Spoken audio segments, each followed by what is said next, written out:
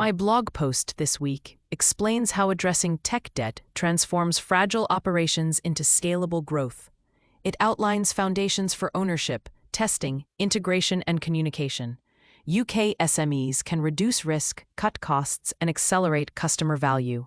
Most established SMEs have grown on quick fixes, and that is where tech debt quietly accumulates until the cracks show at scale. It starts with spreadsheets nobody owns, a CRM that is only partially adopted, and an ERP that has never been fully integrated. It functions until demand surges, onboarding creaks, and shortcuts become the norm rather than the exception. A clear signal of strain appears when teams juggle several disconnected systems. This includes stitching together manual workarounds and relying on that one person who knows where all the bodies are buried. New joiners are trained in hacks rather than processes, customer onboarding slows, and release rollbacks mount because testing and approvals were skipped. These are not isolated incidents, they are systemic patterns. It is understandable why organizations press on. Growth turns attention to the loudest customer, not the quietest system. Delivery trumps discipline, and firefighting feels productive.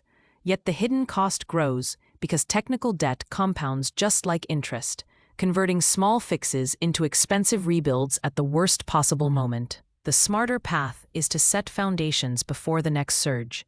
Ownership of systems must be explicit, with no single points of failure, and clear accountability for reliability, roadmap, and budget. Processes should be mapped before automation, so technology reflects reality, not idealized diagrams, and integrations remove rekeying and duplication to clear system bottlenecks that slow revenue. A robust incident management framework is essential so that when things break, and they will, the right people engage quickly, customers are updated transparently, and post-incident reviews drive fix, learn, improve, rather than blame.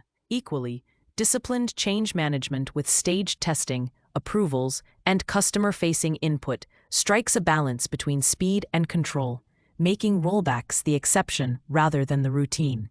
Communication beats chaos when product, technology, and frontline teams share a direct channel for feedback. This shortens the path from customer pain to engineering action, converting vague complaints into prioritized backlog items.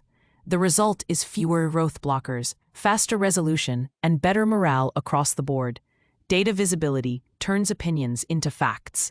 Executives need real-time dashboards covering uptime, incident frequency, mean time to recovery, release quality, onboarding cycle times, and cost to serve. With clear KPIs, leaders can see how software updates perform in production, where risks concentrate, and which investments most improve business scalability. Execution should be incremental and deliberate. Start with a pragmatic audit of the tech stack. Retire tools that add friction, and sequence improvements that reduce risk earliest.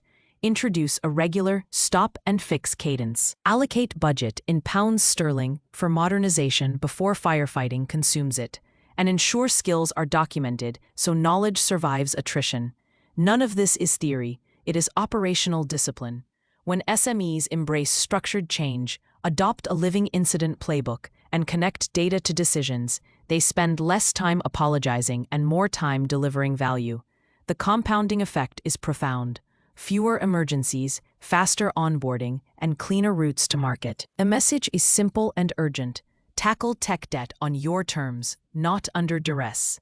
By investing early in ownership, testing, integration, communication, and metrics, UK SMEs can convert fragile systems into an engine for scale, thereby protecting customer trust. And that will free your team to build the future instead of patching the past. If anything I've written in my blog post resonates with you, and you'd like to discover more of my thoughts about tech debt will break your growth, then do feel free to connect with me on LinkedIn or call me on 0777258802, and let's see how I can help you.